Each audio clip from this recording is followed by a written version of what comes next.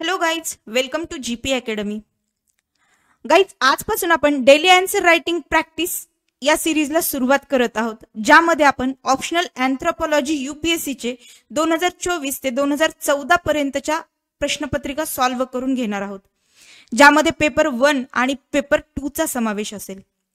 Right, आज या answer writing practice सिरीजचा part 1 आहे, ज्यामध्ये आपण बघणार आहोत यूपीएससी ऑप्शनल अँथ्रोपॉलॉजीचा 2024 चा पेपर 1. ओके, सो बघा, या पेपर मध्ये आपण सेक्शन 1 सुरुवातीला बघत आहोत. सेक्शन 1 चा फर्स्ट क्वेश्चन आपण बघत आहोत.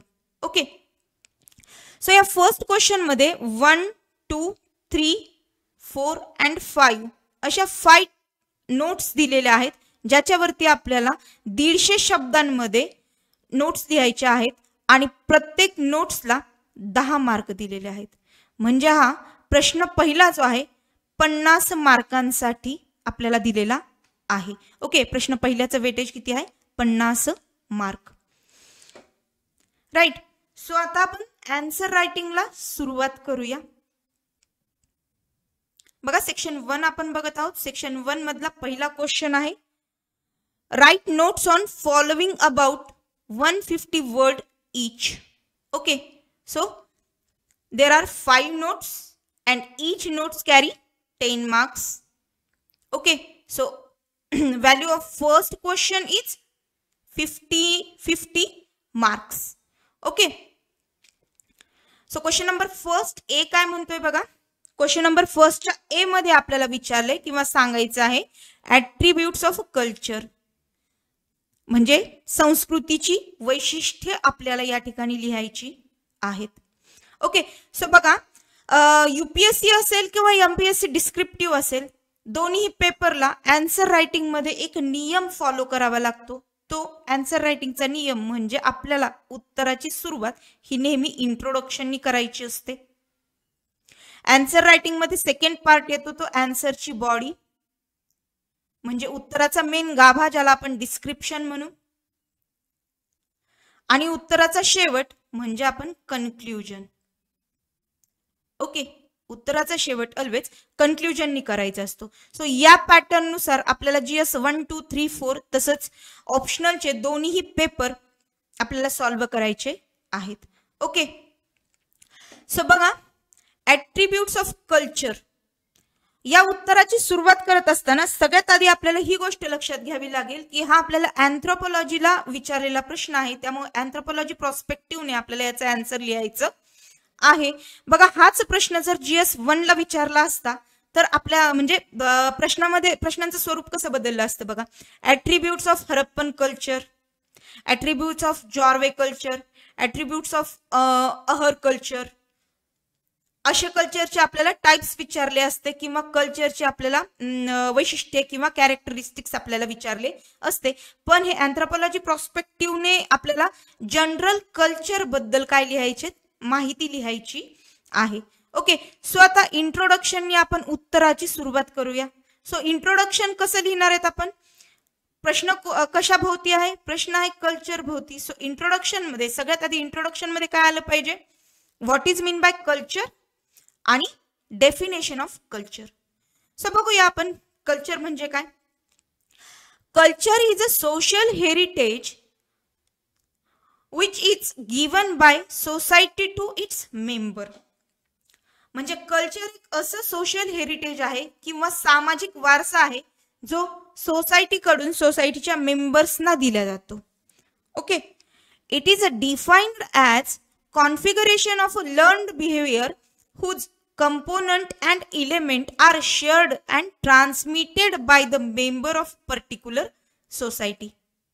म्हणजे हे एक असं कॉन्फिगरेशन आहे ज्या ठिकाणी शिकण्याचं बिहेवियर आहे, पण काय काय म्हणजे काय तर कंपोनंट आणि इलेमेंट यामध्ये काय केल्या जातात?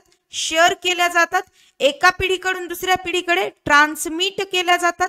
मग ते कोणतंही कल्चर असेल, ते मटेरियलिस्टिक असेल किंवा नॉन मटेरियलिस्टिक असेल, तर अशा प्रकारचं कल्चर हे सोसायटीतून काय केलं जातं? शेअर केलं जातं आणि ट्रान्समिट केलं जातं एका पिढीकडून दुसऱ्या पिढीकडे by the members of particular society. Right.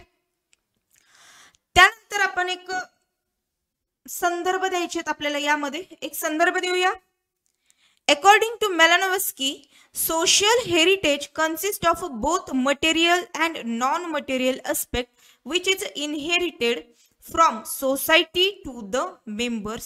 Here material means the model of a house, tools, means of a communication, food habits, clothing, etc. And non-material include knowledge, beliefs and values and customs, etc. Okay. Malinowski म्हणतात की social heritage म्हणजे काय, त्यामध्ये social heritage मध्ये materialistic आणि non materialistic aspect काय केले जातात, ट्रान्समिट केले जातात बाय द सोसायटी. मग मटेरियलिस्टिक मध्ये काय आहे, टाइप्स ऑफ हाऊस येतील, मॉडेल ऑफ हाऊस येतील. बघा प्रत्येक ठिकाणी वेगवेगळ्या टाइप्सचे हाऊस आढळतात. म्हणजे कोकणात गेलात तर कोकणातले घर वेगळे असतात उतरत्या छपराची. त्याचबरोबर महाराष्ट्रामध्ये याच्याकडे गेला तुम्ही पूर्वेकडे जसं जसं सरकता म्हणजे मराठवाडा येईल, विदर्भ येईल, त्या ठिकाणच्या घरांची रचना वेगळी असते. तुम्ही राजस्थानमध्ये गेला त्या ठिकाणच्या घरांची रचना वेगळी असते. साऊथला गेला तुम्ही तिकडे रचना वेगळी असते. जम्मू काश्मीरला घरांची रचना ही वेगळी असते. म्हणजे टाइप्स ऑफ हाऊसेस हे त्या सोसायटीने दिलेलं हे काय आहे म्हणजे ट्रान्समिट केलेली एक संस्कृती आहे किंवा एक कल्चर आहे.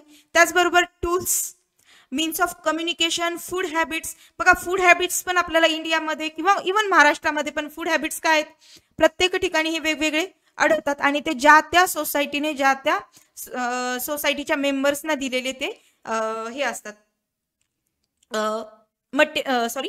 इनहेरिटन्स असतात. ओके, वारसा असतो तो. राईट. सो नॉन मटेरियल मध्ये काय काय येतं, मग नॉलेज येतं, ज्ञान येतं, तत्वज्ञान येतं, बिलीफ्स येतात, व्हॅल्यूज येतात. ओके, तत्व येतात. राईट. कस्टम्स आहे. हे सगळं कशामध्ये येतं, नॉन मटेरियल्स मध्ये येतं. मग ते व्हर्बल पण असू शकतं आणि नॉन व्हर्बल पण असू शकतं. राईट. त्यानंतर आता हे झालं इंट्रोडक्शन आपल्या प्रश्नाचं. राईट. आता आपण प्रश्नाच्या उत्तराच्या मेन गाभ्याकडे येऊया. काय विचारलाय प्रश्न, तर प्रश्न विचारला ऍट्रिब्यूट्स ऑफ कल्चर म्हणजे संस्कृतीची वैशिष्ट्ये. ही झाली आपली प्रश्नाची मेन बॉडी किंवा उत्तराचा गाभा. ओके. सो बघा काय म्हणतंय, the various characteristics of culture are given in the following manner. Right. So कल्चरचे आपल्याला काय बघायचे, आता कॅरेक्टरिस्टिक्स बघायचे आहेत. कल्चरचं कॅरेक्टरिस्टिक, फर्स्ट कॅरेक्टरिस्टिक काय आहे, culture is a man made. Culture हे निसर्गतः येत नाही. कल्चर हे मानवाची कृती आहे. राईट. जी एका पिढीकडून दुसऱ्या पिढीकडे किंवा एका सोसायटीने त्या सोसायटीमध्ये दिलेली ही किंवा तयार केलेली ही थीम आहे. ओके. सो बघा, development or existence of a culture in not a natural thing and coming directly from the sky but it is a man made. Okay. So जी कल्चरची डेव्हलपमेंट आहे किंवा कल्चरचं जे अस्तित्व आहे तर ते निसर्गतः आढळत नाहीये, ते मॅनमेड अस्तित्व आहे. ओके. म्हणजे जी संस्कृती आहे ती मॅनमेड आहे. किम्बल यंग 1939 राईटली से, ते बरोबरच बोलतात, the cultural world is creation of a man himself as he has learned how to manage nature and himself throughout his entire existence. In the word of a Taylor, culture consists of works of a man. Okay. So Kimball Young काय म्हणतात की cultural world is a creation of a man himself as he learn how to manage nature and himself. म्हणजे एक असं knowledge आहे की ज्याद्वारे माणसाने काय केलेलं आहे, स्वतःला पण मॅनेज केलं आहे आणि निसर्गाला पण मॅनेज केलं आहे त्याच्या अस्तित्वाने किंवा कल्चरच्या अस्तित्वाने. ओके. आणि टेलर काय म्हणतात, the culture consist in works of a man. संस्कृतीमध्ये मानवाची काय दिसतात, कार्य दिसतात, असं कोण म्हणतात, टेलर. ओके. आपल्याला अधूनमधून असे संदर्भ द्यायचे आहेत अँथ्रोपॉलॉजिस्टचे, त्याचबरोबर जे आपले तत्ववेत्ते आहेत ज्याला फिलॉसॉफर्स असं म्हणतो, फिलॉसॉफर्सचे आपल्याला काय द्यायचे आहेत, अधूनमधून आपल्याला संदर्भ द्यायचे आहेत. ओके, सो सेकंड ॲट्रिब्यूट्स आपण बघूया. Culture is acquired traits. Okay, म्हणजे कल्चर हे काय आहे, प्राप्त केलेले गुणवैशिष्ट्य आहेत, प्राप्त केलेले गुणवैशिष्ट्य आहेत. Okay, contrasting to biological heredity, culture can be called as social heredity. कोण म्हटलं असं, ऑटोवे. राईट, कल्चर ही काय आहे, बायोलॉजिकल हेरिडिटी नाहीये किंवा ती जेनेटिकल वारसा म्हणू शकत नाही आपण त्याला. कल्चर हे काय आहे, सामाजिक वारसा आहे असं कोण म्हटलं, ऑटोवे म्हणतात.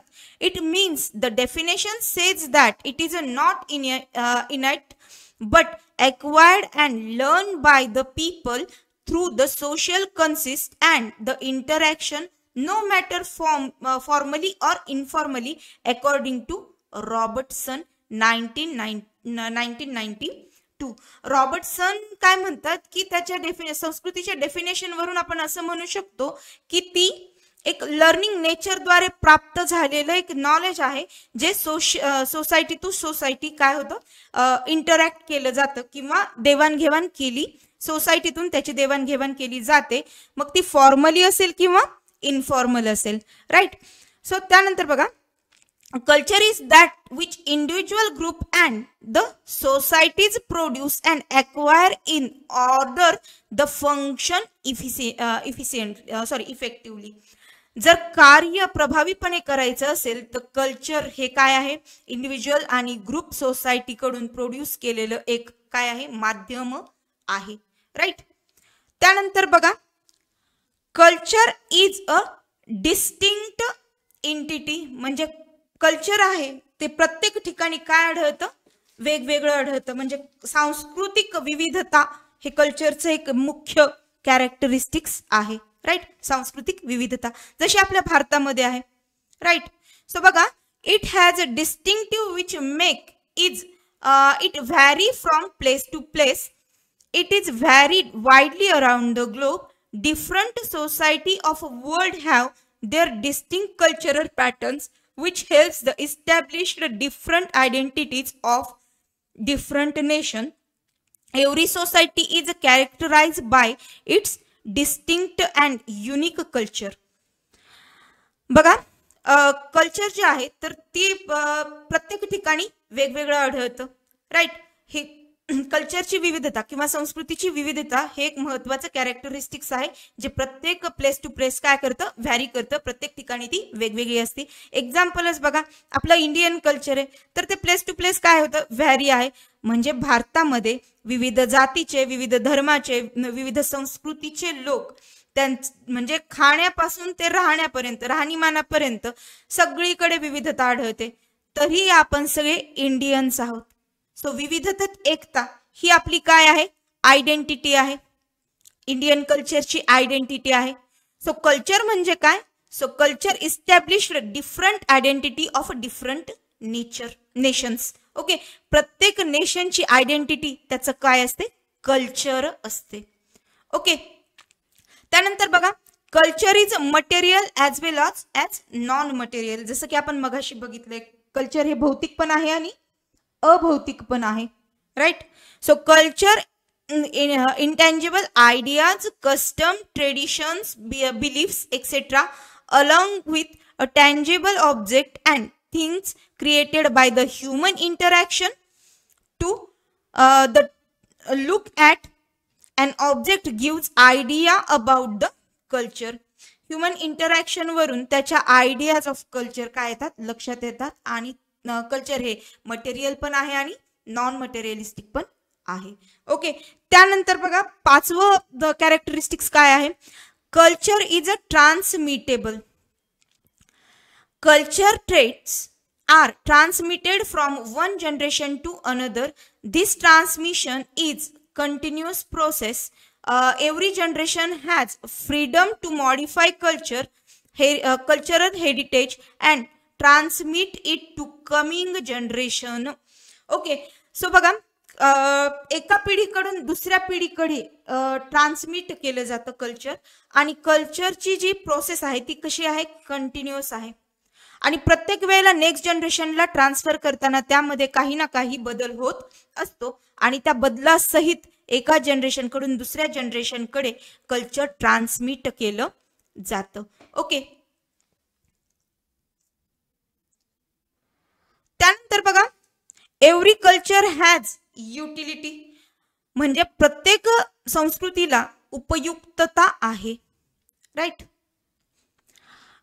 अ culture considered to be good if it possess the quality of being utilized by the individual as well as entire society.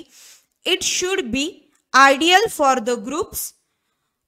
The decay of cultural patterns depend on its level of utility.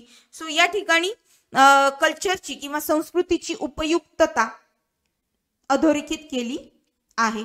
त्यानंतर बघा, culture is a dynamic in nature, म्हणजे culture हे काय कसं आहे, गतिमान आहे. Culture हे कसं आहे, गतिमान आहे. Culture is a not static but it is a dynamic. It tends to change according to changing the trends and time. Our own beliefs, ideas, thinking pattern, behaviors are different from a forefather, that due to the changing of a nature of culture. Okay, so culture हे always changeable आहे, dynamic आहे, गतिमान आहे. Right. So आपण एक गोष्ट लक्षात घ्या की पहिल्या पिढीपेक्षा आपलं कल्चर हे खूप वेगळं आहे ना. फोर्थ फादर, पहिल्या पिढीपेक्षा आपलं कल्चर, आपल्या बिलीफ्स वेगळे आहेत, आपले आयडियाज वेगळे आहेत, आपले थिंकिंग पॅटर्न, आपलं बिहेवियर हे आपल्या पूर्वजांपेक्षा वेगळं आढळतं. That is due to the changing nature in culture. Okay, so ते डायनॅमिक किंवा गतिमान असल्यामुळं चेंजिंग नेचर ऑफ म्हणजे कल्चरचं नेचर हे कसं आहे, चेंजिंग आहे, बदलत राहतं ते ट्रेंडनुसार. राईट. त्यानंतर बघा, culture is a social not individual heritage.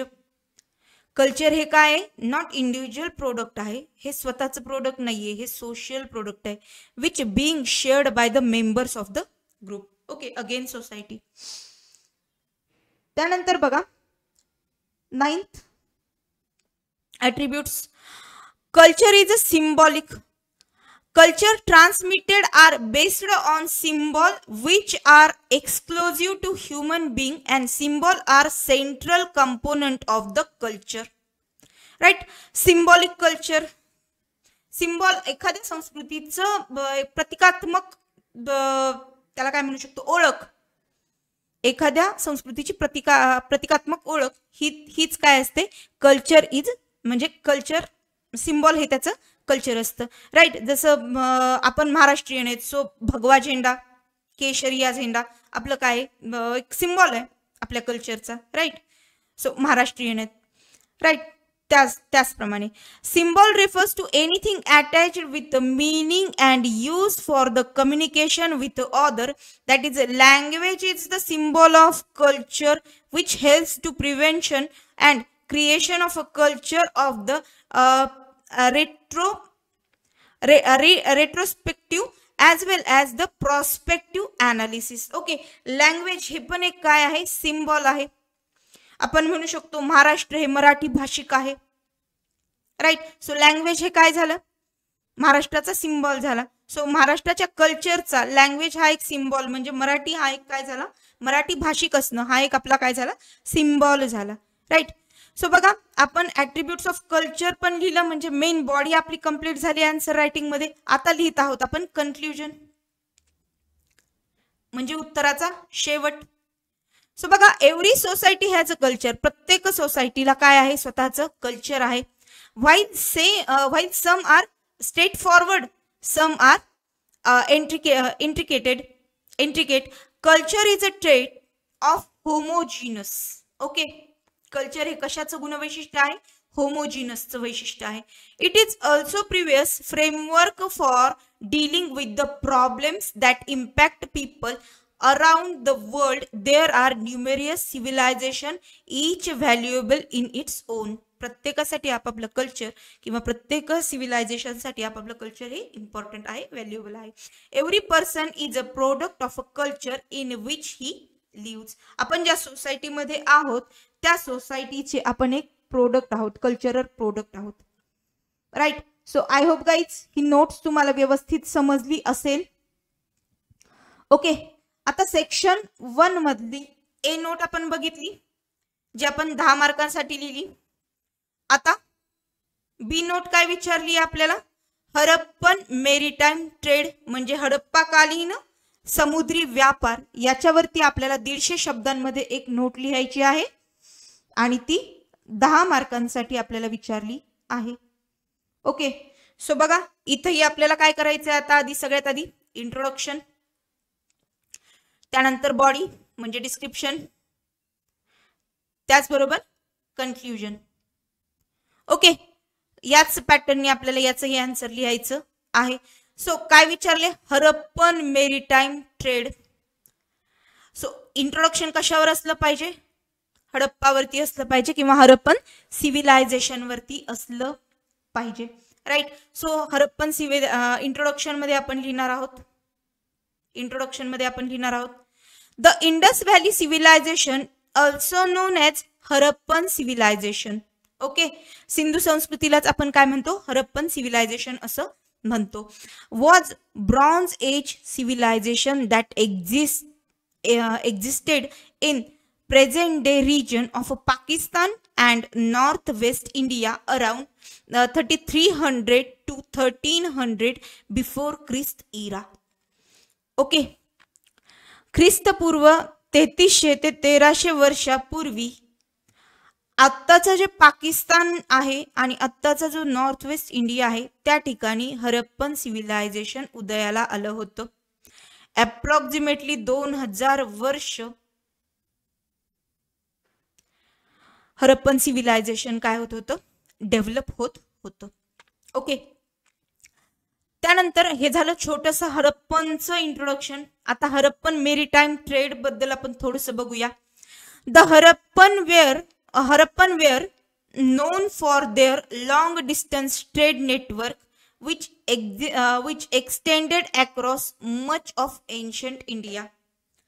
Harappa संस्कृती ही त्याच्या म्हणजे दूरदूरच्या ट्रेडवरून किंवा दूरदूरच्या व्यापारावरून ओळखली जात होती आणि ती एवढी डेव्हलप्ड संस्कृती होती की दूरदूरपर्यंतचे व्यापार त्यांनी म्हणजे समुद्रामार्गे आणि जमिनी मार्गे पण केलेले आहेत. Okay, from land and maritime ways. So बघा, the Harappan had a complex system of a trade which include the uses of a seals, weight and measures. Okay, बघा त्यांची संस्कृत म्हणजे त्यांचा जो ट्रेड होता तो कॉम्प्लेक्स सिस्टीम ऑफ ट्रेड होता. त्यामध्ये वेगवेगळे सील्स होते. सील माहिती ना, लॉक म्हणू शकतो आपण, पण सील जास्त बेटर पडेल. सील, वेट, वेगवेगळे परिमापक होते त्यांच्याकडं आणि वेगवेगळे मेजरमेंट्स होती. राईट, म्हणजे हे त्यांच्या ट्रेडचं एक वैशिष्ट्य मानलं जातं. Okay, they traded a wide variety of goods including the precious material, semi-precious stones, ceramics, textile and various other items.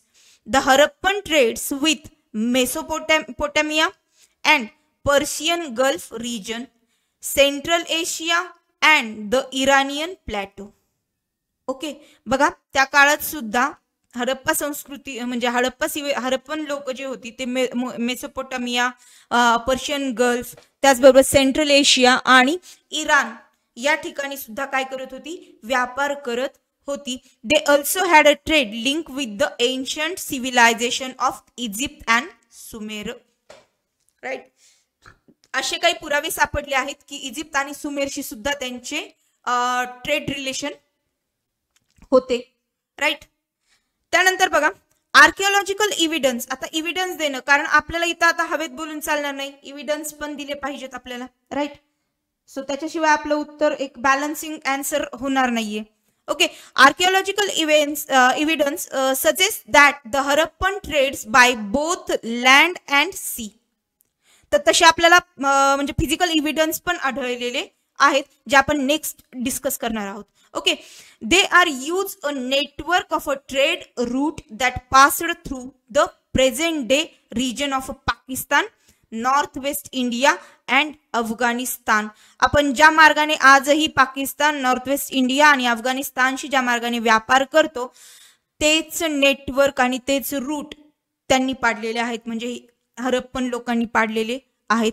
They also had maritime trade network that extended to the Persian Gulf and the Arabian Sea. Arabian Sea द्वारे त्यांनी Persian गल्फशी केलेला व्यापार हा आजही आपल्याला काय ठरतो, मार्गदर्शक ठरत असतो किंवा मार्गदर्शक ठरतो. Okay, the Harappan uses boats and ships to transport goods along the coast, and they also traded with the ancient civilization through the Arabian Sea and Persian gulf. Okay, so goods ते काय करत होते, वेगवेगळ्या टाइप्सचे गुड्स ते trade करत होते Persian गल्फची Arabian sea through.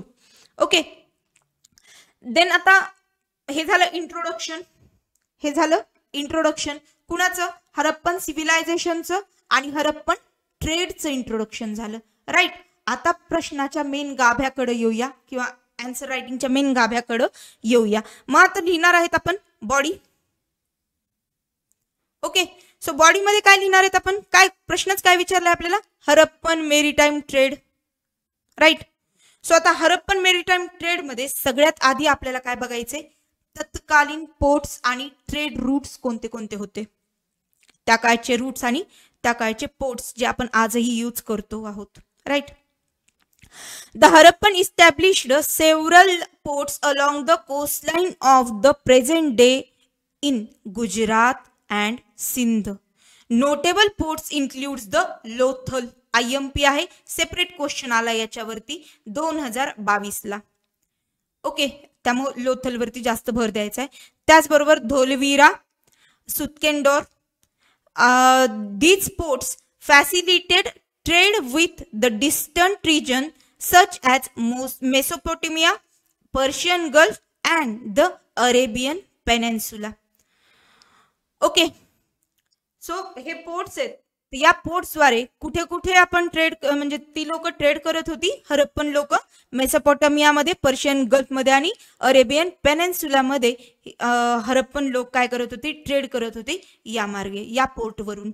Okay, so Harappan ports आपण बघूया कोणते कोणते मुख्य हरप्पन पोर्ट्स आहेत ज्याच्यावरती आपल्याला बोलावंच लागेल, म्हणजे लिहावं लागतं ज्याच्यावरती की हा, कारण तिथे फिजिकल एव्हिडन्स आपल्याला सापडलेले आहेत.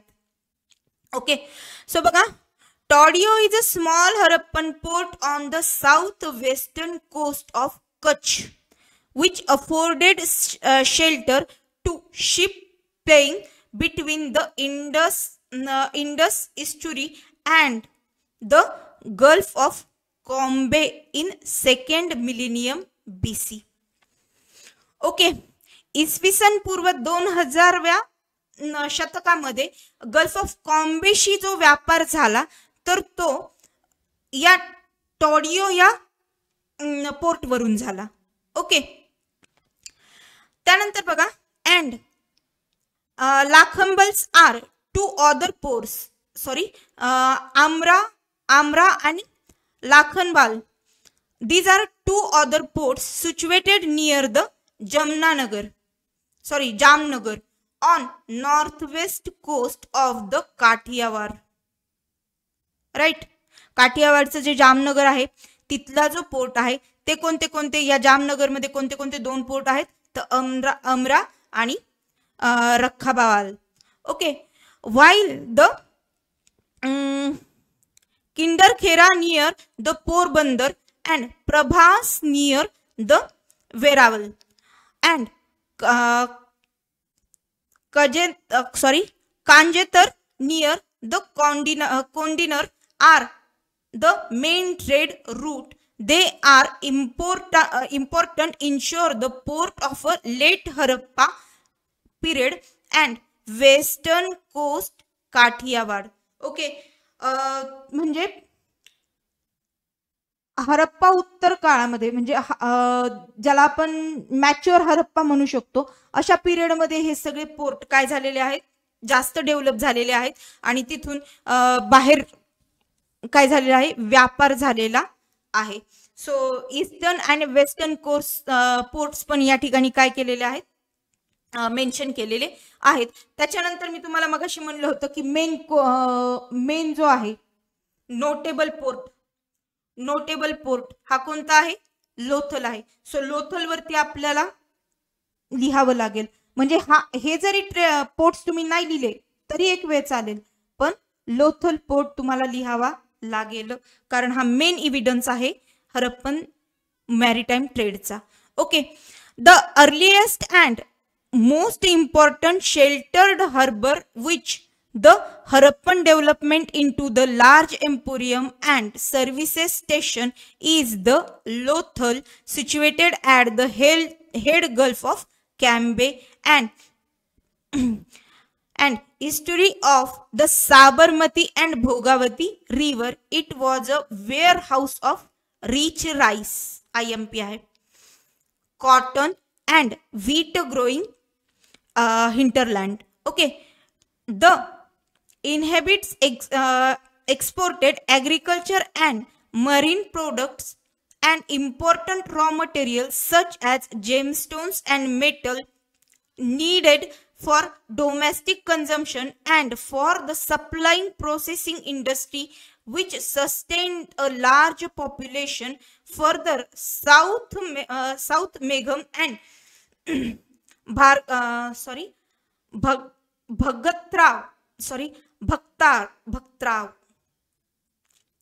Two other Harappan trading stations are situated respectively at the mouth of river Narmada and Kim.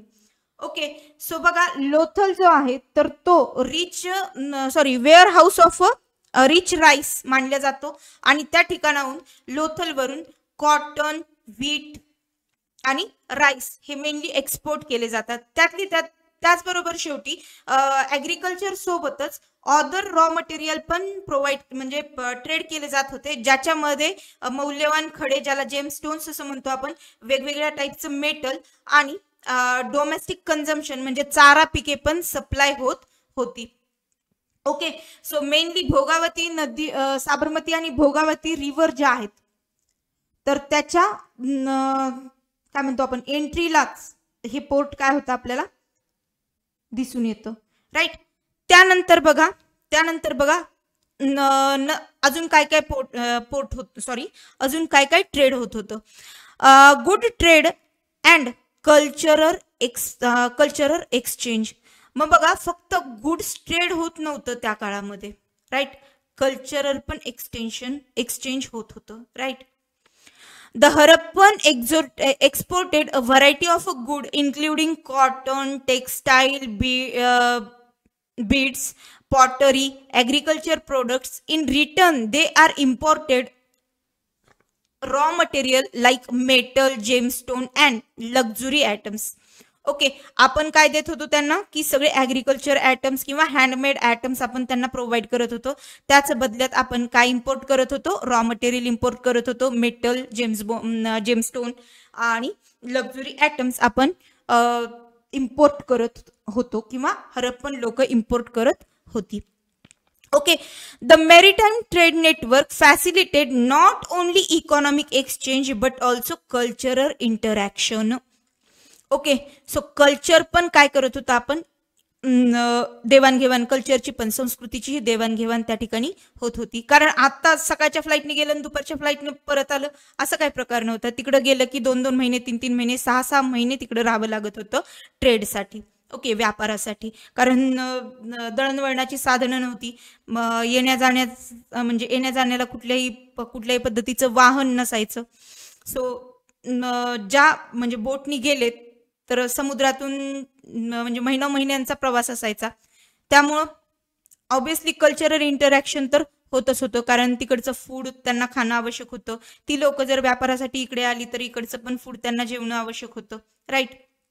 So या प्रॉस्पेक्टिव्हनी कल्चरल इंटरॅक्शन किंवा कल्चरल ट्रान्समिशन या ठिकाणी झालेलं आहे किंवा संस्कृतीची देवाणघेवाण या ठिकाणी झालेली आहे. Okay, then Harappan seals and artifacts have been found in Mesopotamia, indicating a robust exchange of good and ideas. Okay, so आपले खूप सारे जे आर्ट क्राफ्ट आहेत तर ते मेसोपोटामियामध्ये पण आढळलेत आणि मेसोपोटामियाचे पण खूप सारे आर्ट क्राफ्ट्स हडप्पन सिव्हिलायझेशन मध्ये आढळले आहेत. त्यानंतर बघा टेक्नॉलॉजिकल ऍडव्हान्समेंट म्हणजे ज्याला आपण तांत्रिक प्रगती म्हणू. हडप्पन संस्कृतीने खूप तांत्रिक प्रगती केली होती, त्याचेही महत्वाचे एव्हिडन्स सापडलेले आहेत. सो बघा, the Harappan demonstrated advanced knowledge of a ship building and navigation. त्यांना समुद्री मार्गाचं आणि शिप बिल्डिंगचं चांगलंच नॉलेज होतं. Okay, their ability to construct manage port. त्यांनी खूप सारे पोर्ट काय केले, म्हणजे कन्स्ट्रक्ट केले, खूप सारे बंदर त्यांनी बांधली. Okay, along with their understanding of maritime routes. त्यांना समुद्री मार्गांची खूप चांगली समज होती. Okay, highlight their technological progress. Okay, so ही गोष्ट म्हणजे त्यांना जी शिप बिल्डिंग करता येत होती, मॅरिटाईम रूट्स त्यांनी जे डेव्हलप केले होते, पोर्ट्स जे डेव्हलप केले होते, तर हे सगळं त्यांच्या टेक्नॉलॉजिकल ऍडव्हान्समेंटचा एक काय आहे, पुरावाच आहे. ओके, सो बघा, Harappan civilisation maritime trade was remarkable achievement for its time. त्या काळची ती सगळ्यात म्हणजे नोटिसेबल अचिव्हमेंट होती, नोटीस करण्यायोग्य ती अचिव्हमेंट होती. But faced several challenges and limitation that steel relevant today. पण ज्या आजच्या काळातील समस्या होत्या त्या काळातही समस्या होत्या आणि त्या समस्यांना त्यांनी काय केलं होतं, फेस केलं होतं, ज्या समस्या आपण आजही फेस करतो. मग त्या कोणते कोणते चॅलेंजेस होते त्या काळात त्यांना आलेले, की मेरीटाईम ट्रेड करण्यासाठी किंवा समुद्री व्यापार करण्यासाठी त्यांना आलेले कोणते कोणते चॅलेंजेस होते, तर जिओग्राफिकल अँड क्लायमेट चेंज, त्याचबरोबर टेक्नॉलॉजिकल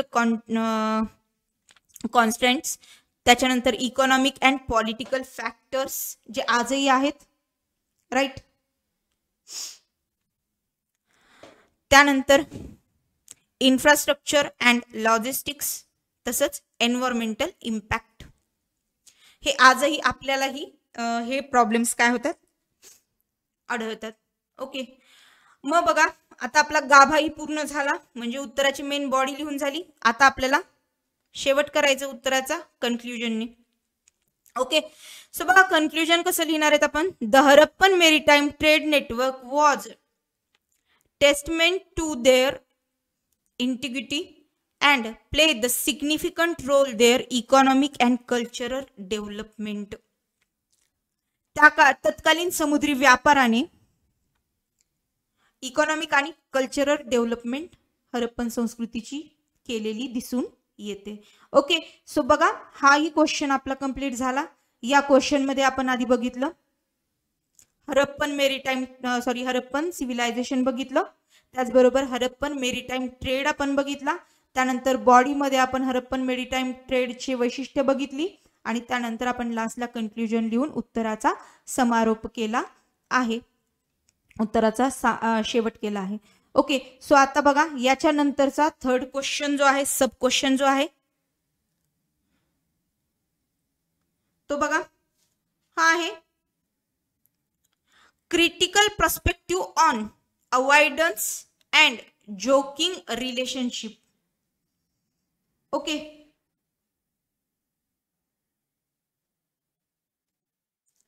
सो हा जो प्रश्न आहे ना, तर हा किनशिप टर्मिनॉलॉजीवर म्हणजे बेस्ड क्वेश्चन आहे. मग बघा, किनशिप बिहेवियर मध्ये काय काय येतं. किनशिप बिहेवियर मध्ये येतं टेक्नोनायमी एव्हिडन्स येतं, त्यानंतर जोकिंग रिलेशनशिप येतं, तसंच टेक्नोनायमी येते, त्यानंतर अव्हेंक्युलेट येतं आणि अमायटेट येतं. सो अमायटेट म्हणजे काय, एक मिनिट, अवॉइडन्स म्हणजे काय येतं, अवॉइडन्स, जोकिंग रिलेशनशिप हे दोन्ही पण किनशिप बिहेवियरवर डिपेंड असलेले क्वेश्चन आहेत. आणि त्याचबरोबर अमायटेड म्हणजे आत्याची मर्जी ज्या घरामध्ये चालते, म्हणजे एखादा निर्णय जर घ्यायचा असेल तर आत्या घेईल. सो त्याला आपण काय म्हणतो, एक मिनिट, अमायटेड असं म्हणतो. अमायटेड आत्यासत्ताक पद्धती. एखाद्या घरामध्ये म्हणजे मामाला विचारून निर्णय घ्यायचा असेल की हा मामांना विचारून आपण बघूया, मामा जर म्हटले हो घेऊया तर मग घेऊया असं, तर मग त्याला आपण म्हणतो की एव्हेंक्युलेट पद्धती, ज्याला म्हणतो आपण एव्हेंक्युलेट म्हणजे मामा सत्ताक पद्धती. राईट. त्यानंतर याच्यामध्ये येतं किंचित बिहेवियर मध्ये टेक्नोनायमी येतं. टेक्नोनायमी म्हणजे काय की आई वडिलांना मुलांच्या नावाने ओळखल्या जातं, म्हणजे एक्सचे पप्पा, एक्सची मम्मी. राईट. सो म्हणजे मुलांच्या नावावर, हा बाळूचे पप्पा, बाळूची मम्मी असं. सो हे जे आहेत हे सगळे बिहेवियरल म्हणजे किंचित बिहेवियर आहेत हे. सो किंचित बिहेवियरलवर हा विचारलेला प्रश्न आहे. सो किंचित टर्मिनॉलॉजी आपली व्यवस्थित असणं जास्त आवश्यक आहे. एक अनाउन्समेंट अशी होती आपली, एक मिनिट, एक अनाउन्समेंट होती की आपला 29 सप्टेंबर पासून गोरे पाटील सायन्स अकॅडमी नावाचं एक ऍप आहे. तर त्या ऍपवरती आपण अँथ्रोपॉलॉजी ऑप्शनल सब्जेक्ट जो आहे तर त्याची आपण एक बॅच लॉन्च करत आहोत, ज्यामध्ये अँथ्रोपॉलॉजी पेपर 1 आणि पेपर 2 हा 360 डिग्री कव्हर केलेला असेल. त्याचबरोबर या बॅचचं वैशिष्ट्य असं की डेली आन्सर रायटिंग प्रॅक्टिस आणि टॉपिक बेस्ड क्वेश्चन आणि त्याच्यावरती डेली आन्सर रायटिंग प्रॅक्टिस असेल, जेणेकरून तुम्हाला प्रत्येक म्हणजे लाईन बाय लाईन क्वेश्चन पण क्रिएट करता येईल आणि लाईन बाय लाईन त्याचं आन्सर कोणत्या पद्धतीने लिहायचं, त्याचं कन्क्ल्युजन कसं लिहायचं, इंट्रोडक्शन कसं लिहायचं आणि उत्तराचा मेन गाभा कसा लिहायचा म्हणजे बॉडी कशी लिहायची याच्यावरती वेळोवेळी मार्गदर्शन करण्यात आलं आहे. सो ही बॅच कुणीही मिस करू नका. या बॅचची फी आहे फक्त 2499 रुपये, ज्यामध्ये अँथ्रोपॉलॉजीची संपूर्ण बॅच ही 360 डिग्री कव्हर केलेली आहे पेपर 1 आणि पेपर 2 मध्ये. त्याचबरोबर अँथ्रोपॉलॉजीचा रिलेव्हन्स हा मी काल सांगितल्याप्रमाणे GS1, GS2, GS3 आणि GS4 शी पण रिलेव्हंट असल्यामुळं अँथ्रोपॉलॉजीच्या संदर्भात किंवा अँथ्रोपॉलॉजी आणि अदर GS सब्जेक्टचे जे रिलेव्हंट टॉपिक आहेत तर ते पण याच कोर्समध्ये आपण क्लिअर करून घेणार आहोत. म्हणजे अप्रॉक्सिमेटली 300+ ऑप्शनल आणि 300+ GS अशी 600 मार्कांची तयारी आपल्या या कोर्समध्ये होणार आहे. ओके. सो सगळ्यांनी कोर्स एनरोल करा, ज्यांचं अँथ्रोपॉलॉजी ऑप्शनल आहे त्यांनीही. आणि ही डेली जी आन्सर रायटिंग सिरीज आहे ही तर सगळ्यांनी जॉईन करा. ज्यांचं अँथ्रोपॉलॉजी ऑप्शनल नाहीये अशांनी पण जॉईन करा, कारण आपण कल्चरचा एक महत्त्वाचा भाग बघतोय. असे खूप सारे टॉपिक्स आहेत जे GS1 शी रिलेव्हंट आहेत, एथिक्सची रिलेव्हंट आहेत, GS2 शी पण आहेत आणि GS3 शी पण रिलेव्हंट आहेत. असे अनेक टॉपिक जे आहेत जे अँथ्रोपॉलॉजी सिलेबसला डायरेक्ट हिट करतात. ओके. सो आपण बघूया क्वेश्चन नंबर 1 चा सी हा क्वेश्चन. याच्यावरती विचारले critical perspective of avoidance and joking relationship. हा आहे किंचित बिहेवियरल बेस्ड क्वेश्चन. सो बघूया अवॉइडन्स म्हणजे काय. अवॉइडन्स म्हणजे दुर्लक्षित किंवा दुर्लक्षपणा. Okay. The practice of avoidance service as to taboo against the incest in most countries, as the custom a father-in-law will avoid his daughter-in-law, the mother-in-laws and the wife of the husband younger brother share same relationship. This actually safeguard against the incestuous relationship between the close relatives who are in daily face to face contact. म्हणजे बघा avoidance म्हणजे असा एक पारिवारिक गोष्ट होती की ज्यामध्ये एक सासरा आपल्या सुनेला अवॉइड करतो. राईट. सासू म्हणजे हजबंड्स यंगर ब्रदर्स म्हणजे दीर आणि वहिनीचं नातं इथेही एकमेकांना म्हणजे जे रिलेशनशिप म्हणजे सेम रिलेशनशिप असतं तिथेही एकमेकांना अवॉइड केलं जातं. जुन्या काळामध्ये म्हणजे सासरे किंवा मोठे दीर ज्यावेळेला समोर असतात तर त्यावेळेला इथपर्यंत असा घुंगट घेतला जात होता. का बरं? कारण त्यांचा फेस टू फेस कॉन्टॅक्ट व्हायला नाही पाहिजे किंवा अदर काही घटना टाळण्यासाठी त्या म्हणजे सासऱ्या सुनांमध्ये किंवा वहिनी आणि दिरांमध्ये किंवा मोठ्या दिरामध्ये असं डिफरन्स म्हणजे हे पाळलं जात होतं, म्हणजे अवॉइडन्स पाळला जात होता की जेणेकरून त्यांचा फेस टू फेस कॉन्टॅक्ट नाही यावा आणि इतर घटना टळाव्यात. या दृष्टिकोनातून हा अवॉइडन्स काय केला जात होता किंवा काय केला जातो आजही पाळला जातो. कारण ही आता सोशल सायन्स सुरू झालं. हे आता किनशप बिहेवियर बघतोय आपण, म्हणजे नातेवाईकांचं बिहेवियर आपण बघत आहोत. राईट. सो बघा याचा क्रिटिकल पर्स्पेक्टिव्ह काय, म्हणजे आता क्रिटिकल म्हणजे काय याच्यावरती टिप्पणी करायची, म्हणजे याची निगेटिव्ह बाजू आपल्याला लिहायची. ओके, क्रिटिकली एक्झामाइन म्हणजे काय, त्याची निगेटिव्ह बाजू आपल्याला लिहायची आहे, टिप्पणी करायची आहे त्याच्यामध्ये. ओके, सो बघा क्रिटिकल पर्स्पेक्टिव्ह काय येणार आहे अवॉइडन्सचा. To social control avoidance relationship can be seen as from social control, ensuring that the potentially volatile interaction are minimized. This can help the maintain social order but also reinforce the hierarchy structure and gender roles. Okay, इथे आता पुन्हा gender रोल्सची एक बाजू आली की म्हणजे gender equality या ठिकाणी ब्रेक होते असं म्हणणं येतंय आणि समोरासमोरचं इंटरॅक्शन कम्युनिकेशन हे काय होतंय, कमी होतंय. म्हणजे सासरा सुनांमध्ये असेल किंवा दीर भाऊजाईमध्ये असेल किंवा म्हणजे मोठे दीर आणि छोट्या वहिनीमध्ये असेल, त्यांचं फेस टू फेस इंटरॅक्शन काय होतंय, कमी होतंय. अगेन इथे जेंडर रोल काय होतोय, अफेक्ट होतोय. Okay, the emotional distance. While they are prevent conflict avoidance, relationship can also create emotional distance, inhibit the development of a close and supportive bonds between the individuals. Okay, so आता अशा प्रकारचं जर avoidance जर झाला तर नात्यांमध्ये जवळीकता राहणार नाहीये. ओके, जर काही प्रॉब्लेम असेल तर कोणी एकमेकांना सांगू नाही शकणार आहे. आता घरात दुसरं कोणी नसेल, जर समजा सासरे असतील तर सुनेने कोण म्हणजे कसं सांगायचं किंवा काय सांगायचं या बिहेवियर मध्ये. किंवा सगळ्यात महत्वाचं काय की एक इंडिव्हिज्युअल्स मध्ये एक बॉन्ड राहत नाही. ओके, त्या नात्यामध्ये बॉन्ड राहत नाही. ओके, त्यानंतर बघा cultural variability. The specific avoidance relationship very widely across the culture, reflecting different social norms and value. This variability highlights the adaptability of a human social system, but also the potential of the misunderstanding and misinterpretation in cross-cultural concept. Okay, so अशामुळे काय होतं, मिसअंडरस्टँडिंग्स पण भरपूर होतात, मिसइंटरप्रिटेशन पण भरपूर होतं.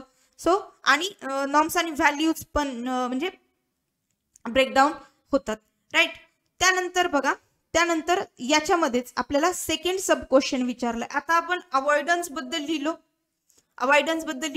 आता आपल्याला जोकिंग रिलेशनशिप बद्दल लिहायचंय. Right.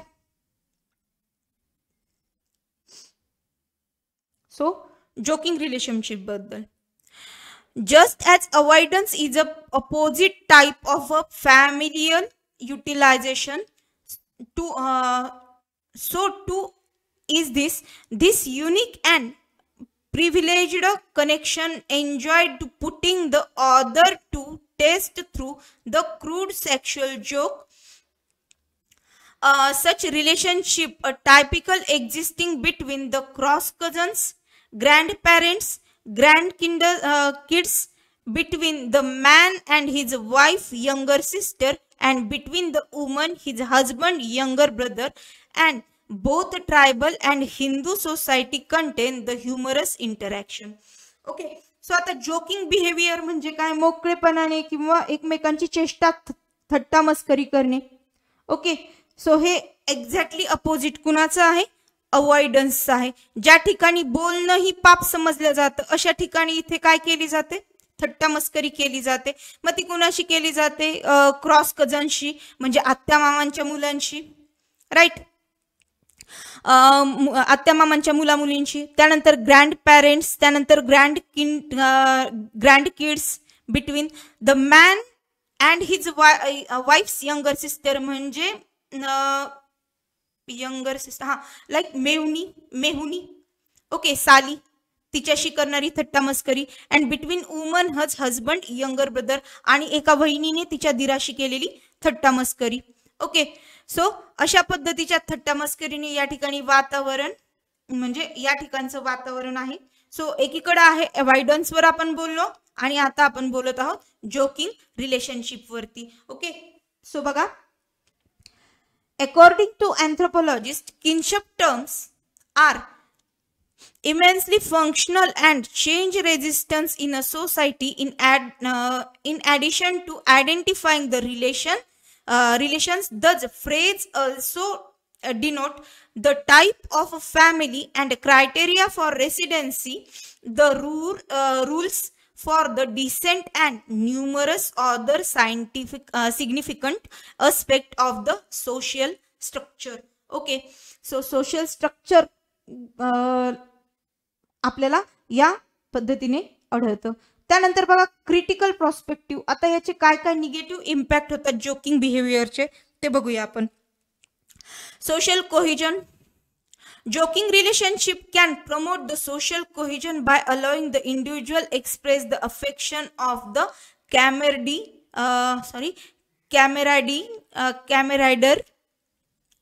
in a social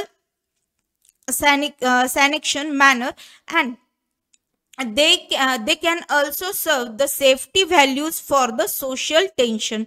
okay, so safety म्हणजे सेफ्टी काय होते या ठिकाणी, लॉस होते. म्हणजे चेष्टेवारी असं काहीतरी बोलून जातात की इमोशनली पण माणूस हर्ट होतं, कदाचित भरपूर म्हणजे हर्ट खूप जास्त लेवलला जातं. ओके, त्यानंतर पोटेन्शियल फॉर मिसयूज. जी सुविधा दिली आहे की मेवणीची थट्टा मस्करी करायची, दिराची किंवा बहिणीची थट्टा मस्करी करायची, तर त्याचाही काय होऊ शकतो, इथे मिसयूज होऊ शकतो. While intending to the harmless joking relationship can sometimes cross boundaries, become the source of discomfort and even conflict.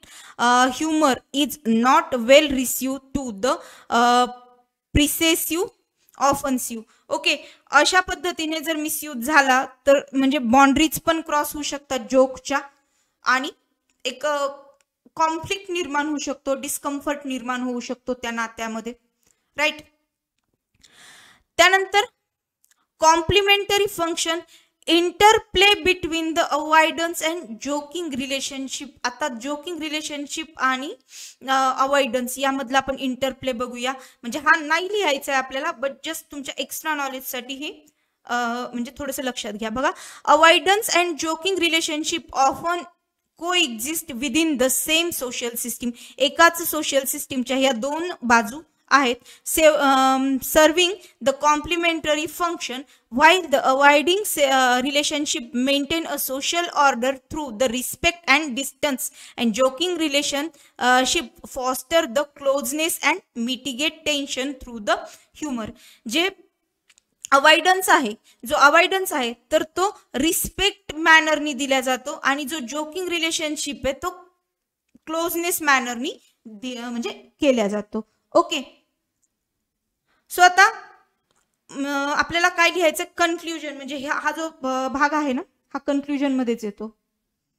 हा जो भाग आहे ना, हा कन्क्लुजन मध्ये येतो. राईट. कॉम्प्लिमेंटरी फंक्शन, इथून पुढे conclusion. So this duality reflects the complexity of human social interaction and need for the desired mechanism to manage relationship and maintain social harmony. Okay, avoidance and joking relationship facilitating social mechanism that serve the manage and mitigate potential conflict within the kinship and social structure. हा kinship टर्मिनॉलॉजीचा एक काय आहे, भाग आहे, आणि social स्ट्रक्चरचा एक भाग आहे. ओके, सो अशा पद्धतीने आपण काय लिहिलं, याची याचं इंट्रोडक्शन लिहिलं. इंट्रोडक्शन मध्ये आपण अवॉइडन्स पण बघितला, इंट्रोडक्शन मध्ये आपण जोकिंग रिलेशनशिप पण बघितली, बॉडीमध्ये आपण त्याचं क्रिटिकल म्हणजे पर्स्पेक्टिव्ह पण बघितला की अवॉइडन्सचा क्रिटिकल पर्स्पेक्टिव्ह काय आहे आणि जोकिंग रिलेशनशिपचे पण तोटे काय आहेत ते आपण क्रिटिकल पर्स्पेक्टिव्ह मध्ये बघितले. त्याचबरोबर कन्क्लुजन मध्ये आपण हे बघितलं की अवॉइडन्स आणि जोकिंग रिलेशनशिप हे एकाच सोसायटीचे दोन पैलू आहेत आणि ते कसे कसे वर्क करतात. ओके, कोणत्या कोणत्या मॅनरनी, म्हणजे अवॉइडन्स आहे तो रिस्पेक्टच्या मॅनरनी हे केला जातो आणि रिलेशनशिप मेंटेनच्या मॅनरनी जोकिंग रिलेशनशिप केली जाते.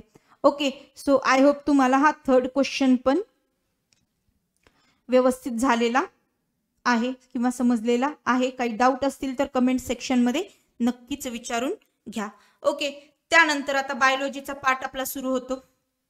ओके, त्यानंतर बघा डी हा क्वेश्चन विचारला आहे, लेथल अँड सबलेथल जीन्स. सायन्सचा पार्ट सुरू होतो हा बायोलॉजीचा. तो लेथल आणि सबलेथल जीन्स बद्दल आपल्याला एक नोट लिहायची आहे, शॉर्ट नोट लिहायची आहे, 150 वर्ड्स मध्ये लिहायची आहे for 10 marks. Okay, so start करू आपण.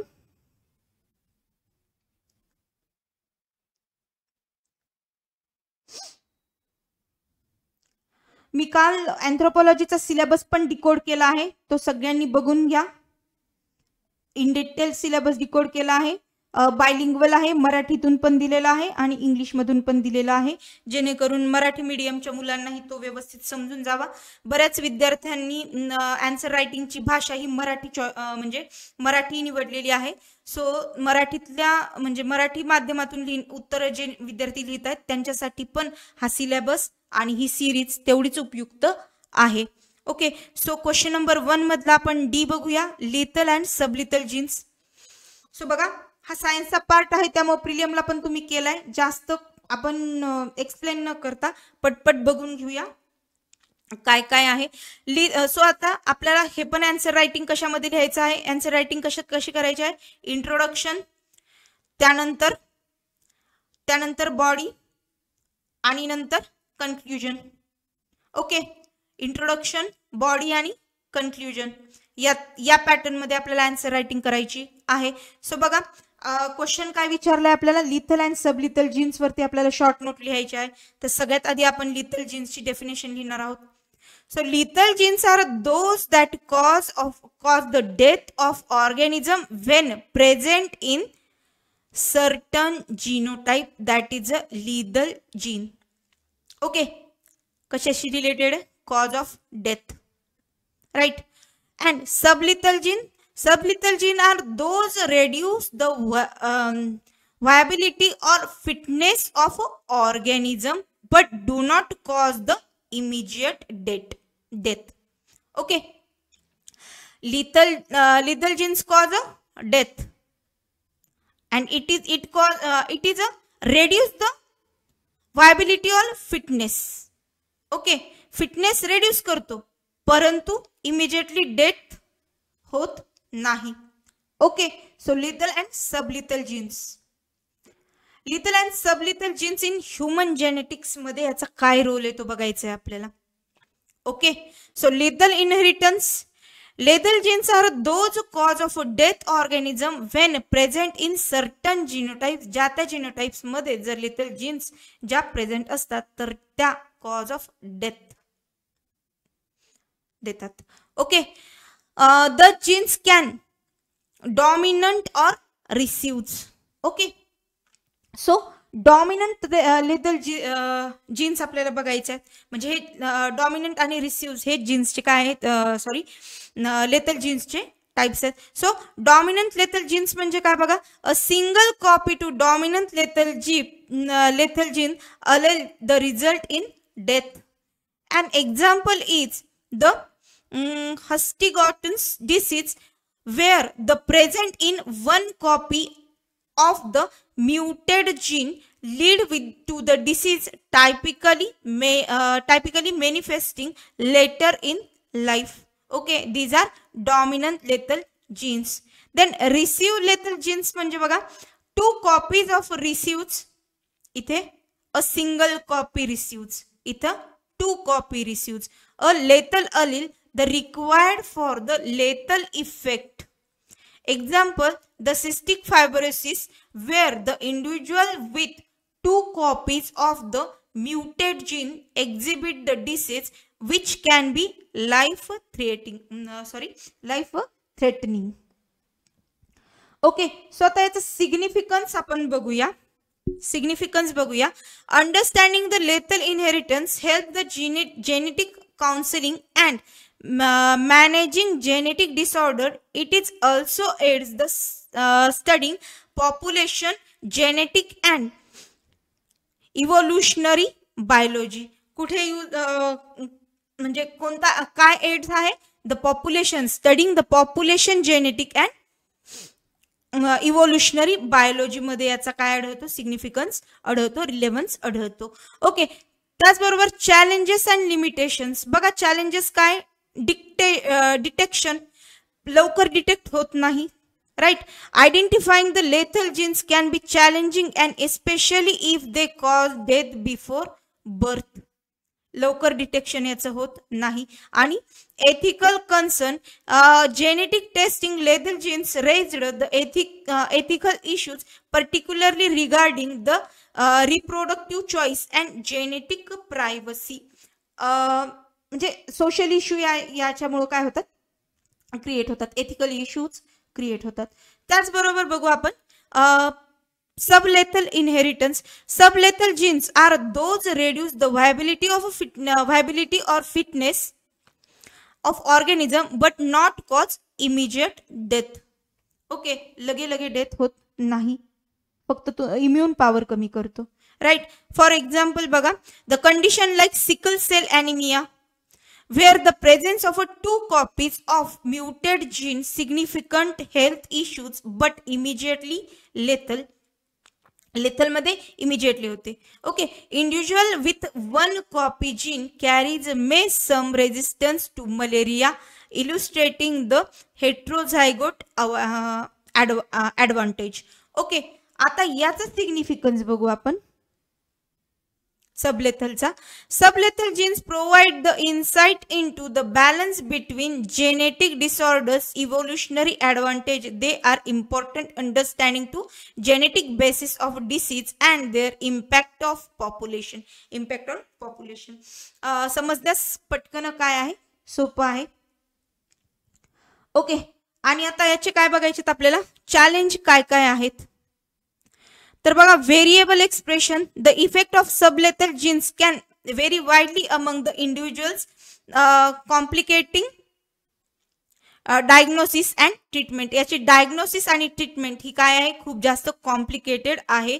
Then environmental inheritance. Environmental factors can influence the severity of the sublethal condition, making a difficult to predict outcomes. मग एन्व्हायरमेंटल फॅक्टर्स पण याच्यावरती काय करत असतात? अफेक्ट करत असतात याच्या डायग्नोसिस आणि ट्रीटमेंटवरती. ओके, किंवा सबलेथल डिसीज पसरवण्यासाठी, राईट. सो बघा, आता आपण याची मेन बॉडी बघितली. आता आपण बघणार आहोत याचं conclusion. Lethal and sublethal inheritance are key aspect in human genetics that provide the insights into the complexity of genetic traits and disorders. Understanding those inheritance pattern essential for genetic counseling, disease management and advancing genetic research. And despite the challenge and limitation, ongoing research continues to improve our knowledge and application of those genetic principles. Okay, याच्यावरती वरचेवर काय व्हायला लागले? व्यवस्थित research व्हायला लागले, disease management व्हायला लागली, जेनेटिक काउन्सिलिंग हेल्थ वर्कर्स आपले करत आहेत. त्यामुळे लेथल आणि सबलेथल जीन्स ट्रान्समिशन किंवा त्याच्यापासून होणारे जे आजार आहेत ते टाळण्यास मदत होत आहे. ओके, सो आय होप मी पटकन हा घेतला आहे लेथल आणि सबलेथलचा, कारण आपण डिस्क्रिप्शन ॲपवरती कोर्समध्ये व्यवस्थित डिस्क्रिप्शन पण दिलेलं आहे आणि व्हिडिओ पण खूप मोठा लेंदी होत आहे, कारण अजून 5वा प्रश्न बघायचा राहिला आहे. बघा, क्वेश्चन नंबर फर्स्ट मध्ये आता आपण बघूया ई हा सब क्वेश्चन बघू. तर ई हा सब क्वेश्चन अगेन बायोलॉजी बेस्ड सब क्वेश्चन आहे. सो बघा, haemoglobin in health and disease, म्हणजे हिमोग्लोबिनचा हेल्थ आणि डिसीज मध्ये काय काय रोल आहे आपल्याला हा डिस्कस करायचा आहे 150 शब्दामध्ये, आणि 10 मार्कांसाठी आपल्याला हा सब क्वेश्चन विचारला आहे. ओके, सो बघा गाईज, युट्यूबला मी ऍग्रिकल्चर ऑप्शनल ऍग्रिकल्चरची ही बॅच लॉन्च केली आहे, ज्याचे आता 3 भाग मी अपलोड केलेले आहेत. 3 भाग मध्ये आपण जवळपास 6 आणि 5 11 ते 12 प्रश्न आपण बघितलेले आहेत. सो त्याचाही फायदा तुम्हाला निश्चितच होऊन जाईल, कारण ऍग्रिकल्चर म्हणजे जे प्रश्न आपण बघितलेले आहेत ऍग्रिकल्चर मध्ये, तर ते GS 3 शी रिलेव्हंट आहेत. त्यामुळे यावर्षी राज्यसेवेला म्हणजे डिस्क्रिप्टिव्हला असणाऱ्या विद्यार्थ्यांनी ती पण सिरीज आवर्जून बघा, कारण GS 3 चा पण समावेश त्यामध्ये केलेला आहे. म्हणजे फक्त ऑप्शनल या प्रॉस्पेक्टिव्हने आपण ती बॅच घेतलेली नाहीये, ज्याच्यामध्ये GS चे रिलेव्हंट क्वेश्चन पण त्यामध्ये ऍड केलेले आहेत. सो बघा, क्वेश्चन नंबर फर्स्ट मध्ये ई बघूया आपण. Haemoglobin in health and disease, हिमोग्लोबिनचा हेल्थ आणि डिसीज मध्ये काय रोल आहे ते आपण बघूया. सो इथं पण आपल्याला काय करायचं आहे, इंट्रोडक्शन, आन्सरची बॉडी आणि कन्क्लुजन, राईट. सो आता इंट्रोडक्शन आपण कोणत्या बेस्ड क्वेश्चन आहे, हिमोग्लोबिन बेस्ड क्वेश्चन आहे. मग हिमोग्लोबिनचं आपल्याला आधी काय करायचं, इंट्रोडक्शन मध्ये आपल्याला हिमोग्लोबिन म्हणजे काय ते बघून घ्यायचं आहे. ओके, सो बघा, hemoglobin is an iron containing protein in red blood cells that gives blood its red color. Okay, ब्लडला रेड कलर कुणामुळे येईल, मग हिमोग्लोबिन मुळे येईल, आणि हिमोग्लोबिन हे आयर्न बेस्ड एक प्रोटीन आहे. Okay, it is 2 primary function. कोणते कोणते फंक्शन आहेत त्याचे, the transfer oxygen from your lungs to tissue throughout your body and carries carbon dioxide from the cell back to the lungs so can be expelled. Okay, so हे 2 महत्वाचे primary function आहेत हिमोग्लोबिनचे.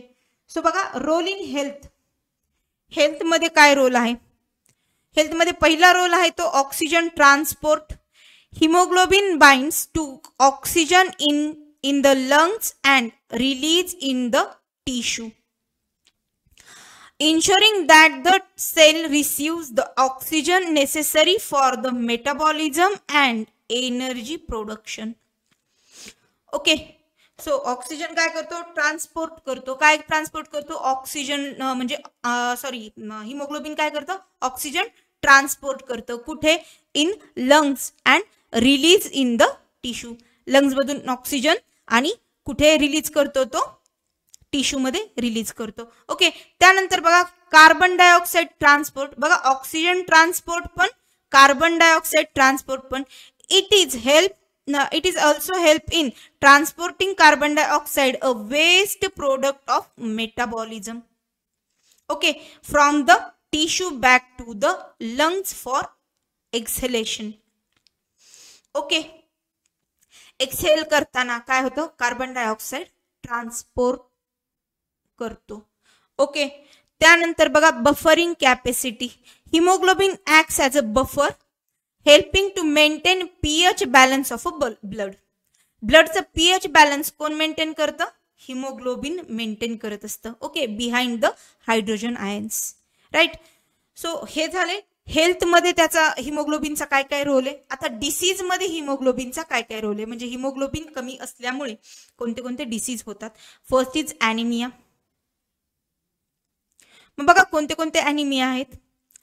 Iron deficiency anaemia, that is low hemoglobin level due to the insufficient iron intake or absorption can lead the fatigue, the weakness and shortage, weakness and shortage and shortness of breath. म्हणजे श्वास घ्यायला त्रास होतो, त्याचबरोबर fit येतात आणि विकनेसही याच्यामुळे जाणवतो. का बरं, कारण आयर्नचं इंटेक जर कमी पडलं तर, राईट. त्यानंतर बघा सिकल सेल ॲनिमिया म्हणजे काय? A genetic disorder where abnormal haemoglobin causes red blood cell become a rigid and sickle shaped leading the blockage in blood flow and severe pain. Right. Sickle cell anaemia मध्ये काय होतं? रक्ताचा flow जो आहे तो म्हणजे ब्लॉकेजेस आढळतात रक्ताच्या फ्लो मध्ये, गाठी आढळतात रक्ताच्या. राईट. त्यानंतर बघा थॅलेॲनिमिया, another genetic disorder affecting to hemoglobin production and leading to anemia requiring the regular blood transfusion. Okay, regular blood transfusion मध्ये अडथळा निर्माण होतो. त्यानंतर पॉलिसायथेमिया. पॉलिसायथेमिया मध्ये बघा कोणते कोणते पॉलिसायथेमिया होतात? तर प्रायमरी पॉलिसायथेमिया, त्याच्यामध्ये over production of a red blood cells due to the bone marrow disorder. Okay, blood cells प्रमाण काय होतं? ओव्हर प्रोडक्शन होतं. Leading to increase blood viscosity and risk of clotting. यामध्ये रक्त गोठण्याची जास्त शक्यता असते. त्यानंतर बघा secondary polycythaemia, increasing the red blood cell production due to the chronic hypoxia or tumor producing the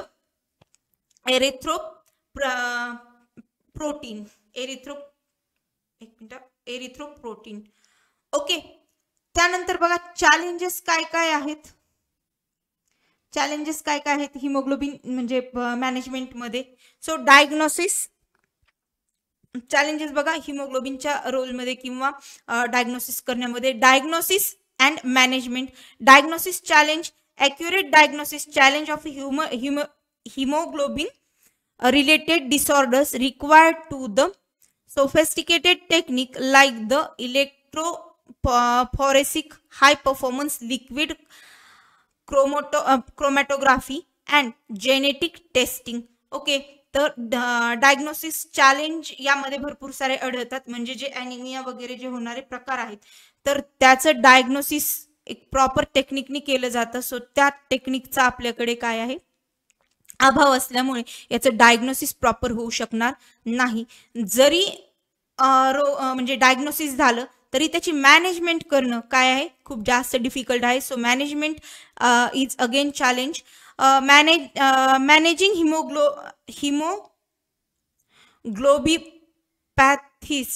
hemoglobin pathies often the involve lifelong treatment such as regular blood transfusion, iron chelation therapy and bone marrow transplants which can be costly, have the side effect. एक तर ह्या ज्या management किंवा ह्या ज्या treatment आहेत तर त्या काय आहेत? खूप जास्त कॉस्टली पण आहेत आणि त्याचे साइड इफेक्ट पण आहेत. सो जेनेटिक काउन्सिलिंग आपल्याकडे म्हणजे खूप प्रमाणामध्ये भेटत नाही. So inheritance patterns, many haemoglobin disorder inherited, the necessitating the genetic counseling for the affected family to understand the risk and implications for the future generation. Future generation साठी haemoglobin म्हणजे haemoglobin कमी असणं किंवा हिमोग्लोबिन डिसऑर्डर्स ज्या आहेत त्या inherited म्हणजे वंश परंपरागत येतात तर त्या टाळण्यासाठी किंवा एका जनरेशन कडून दुसऱ्या जनरेशनकडे ट्रान्समिट न व्हावं यासाठी जेनेटिक काउन्सिलिंग आवश्यक आहे. बट ती जेनेटिक काउन्सिलिंग न भेटल्यामुळं या ज्या डिसऑर्डर्स आहेत तर त्या काय होतात? नेक्स्ट जनरेशनला पास होतात. Okay, so global health disparities there are त्यामध्ये बघू access to care. There are significant disparities in the access to diagnosis and treatment of the hemoglobin disorder, particularly in low sources setting. Okay, तो sources याच्यामध्ये कमी आढळतात. Right. त्याच्यानंतर public health initiative बघू आपण. Efforts to the screen and manage haemoglobinopathies are often limited by the source and the infrastructure highlighted to need global health initiative to address this gap. Okay, so globally हे सगळे work व्हायला हवे आहेत but तितकंसं लक्ष दिल्या जात नाही. ओके, सो आता ही झाली आन्सर रायटिंगची मेन बॉडी. आता आपण लिहूया कन्क्ल्युजन. राईट, सो उत्तराचा शेवट आपण कन्क्ल्युजननी करणार आहोत. Hemoglobin plays a vital role in maintaining health by ensuring the efficiency oxygen and carbon dioxide transport. Okay, कारण आपण बघितलं की हिमोग्लोबिनचं मुख्य कार्यच काय की ऑक्सिजन आणि कार्बन डायऑक्साइड ट्रान्सपोर्ट करणं. And disorder to related haemoglobin can have the severe health implications requiring the comprehensive diagnostic and management strategies addresses the challenges and limitations managing the disorders is culture and improving patient and outcomes and reducing the health disappears. Okay, so अशा पद्धतीने हिमोग्लोबिनचं महत्व काय करायचं आहे conclusion मध्ये अधोरेखित करायचं आहे. गाईज, आय होप तुम्हाला ही सिरीज म्हणजे सिरीज जी आहे ती जॉईन करण्याला एक महत्वाचं कारण आहे की जीएस चे अनेक पेपर याच्याशी रिलेव्हंट आहेत. ओके, सो आय होप ही म्हणजे आजचे जे क्वेश्चन आपण बघितले आहेत तर ते तुम्हाला कळाले असतील. बघा, क्वेश्चन नंबर 1 मध्ये आपण बघितले ऍट्रिब्यूट्स ऑफ कल्चर. क्वेश्चन नंबर 2 मध्ये बघितले आपण हरप्पन मेरीटाईम ट्रेड. त्यानंतर क्वेश्चन नंबर सी मध्ये बघितले आपण critical perspective of avoidance and joking relationship. त्यानंतर आपण बघितलंय लेथल अँड सबलेथल जीन्स. तसंच आपण बघितलं आहे ई मध्ये haemoglobin role in health and disease. Okay, so हा 50 मार्कांचा प्रश्न आपण आज बघितला आहे. उद्या आपण क्वेश्चन नंबर 2 करणार आहोत. सो काही जर तुमचे डाऊट्स असतील तर कमेंट सेक्शन मध्ये नक्कीच विचारा आणि व्हिडिओ आवडल्यास लाईक, शेअर आणि सबस्क्राईब करा. Okay, so bye bye. Take care.